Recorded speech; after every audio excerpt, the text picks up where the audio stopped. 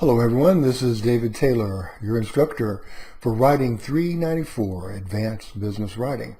Welcome to class. In this short video, we're going to have two goals. The first goal is to get an overall feeling for how the class works from week to week, kind of the layout for the course. But our second goal is to actually review your week one assignments, line by line, word by word, so that if you have any questions about them, please get in contact with me during the week and we'll get them worked out. Okay, so let's take a look at your classroom. After signing into Leo and selecting your classroom, you land here on the home page of the classroom.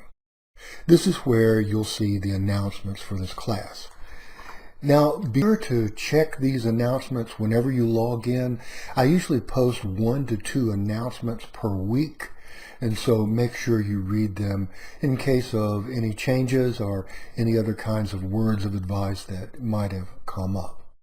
Okay, after the announcements, let's go over and click on the Content tab on the top nav bar. Now clicking on that will bring up what is called the root menu on the left side.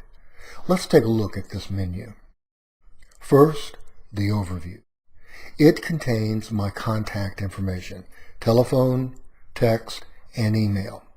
I want you to keep in mind that I respond to all contacts within 24 hours or less.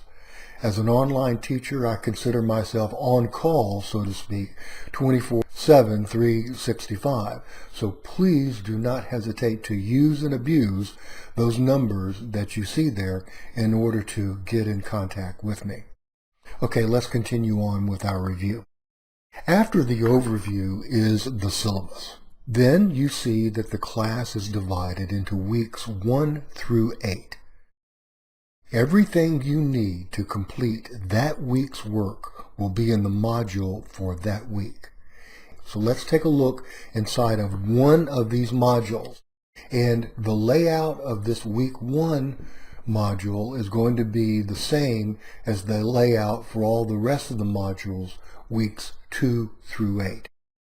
Okay, the first thing that you see is the weekly overview.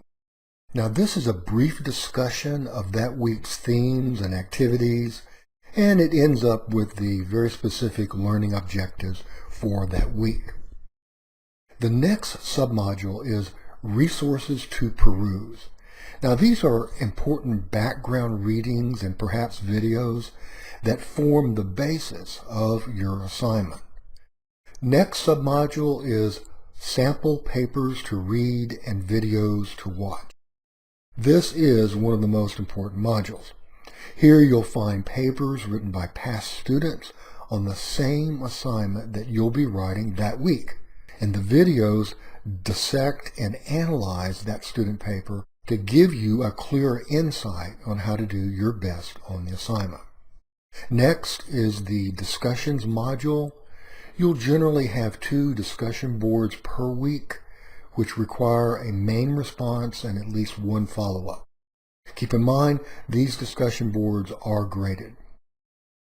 Now, the first week on these discussion boards, you'll see that you're going to post parts of your Project 1, the Communication Inhibitors Analysis, which is due, by the way, at the end of this week. In this first DB, post your list of definitions of the inhibitors that you find in your workplace. Now, looking at these examples, you see that these definitions should be dictionary type definitions that can be applied in a variety of circumstances. The second DB asks you to post part 3 of your communication inhibitors analysis. As you see, part 3 is a 3-column table. 1 column for the communication that you collect, verbatim, paraphrase, email, segment, whatever. A second column for the type of inhibitor you think that communication contains. And a third column for your brief description of how communication was inhibited by that communication inhibitor. In other words, you justify your selection of it. Now, this last module will contain links to any writing assignment that you must submit for that week. As you can see, due at the end of week 1 is Project 1, the Communication Inhibitors Analysis. Now, where should you submit your Project 1 this week? Good question. Go up to the top nav bar and click on the Assignments tab. Now in this next window, you see the assignment folder for each of the 5 projects in the course.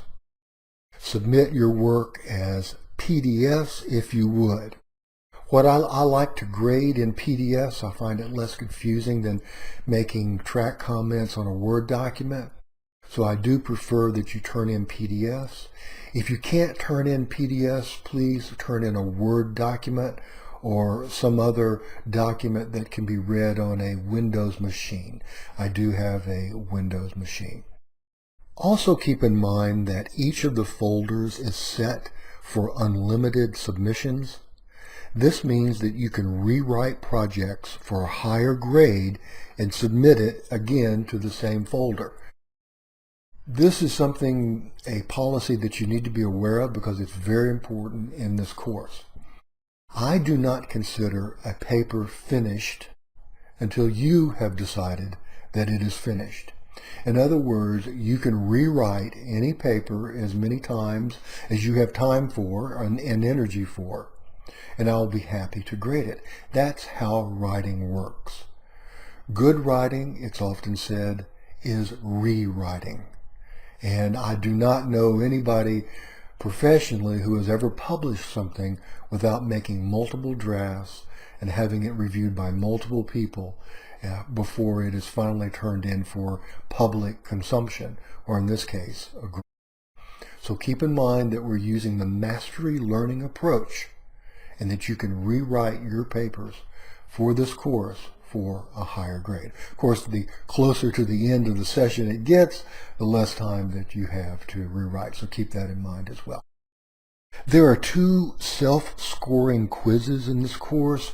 You can find them by clicking up on My Tools on the top nav bar and pulling down to Quizzes. Okay, let's take a look at the syllabus for the course. It is the first item on the root menu.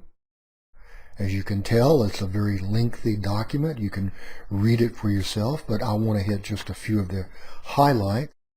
Here is grading information for the 5 projects, the 2 quizzes, and discussion board participation, which is 30% of your overall grade, the highest.